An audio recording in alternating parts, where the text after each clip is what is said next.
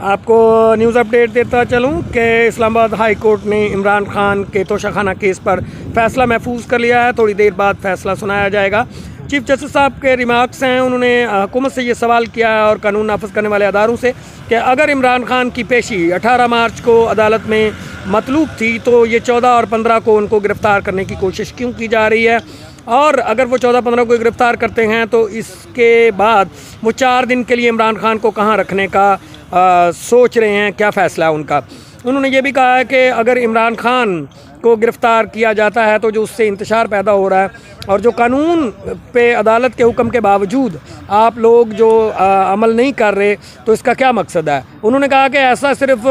जंगली कबाइल में देखा है या कबाइल के एरिया में देखा है ऐसा होता है, लेकिन ये हमारे शहरों में हो रहा है, पाकिस्तान में हो रहा है, क्यों हो रहा है।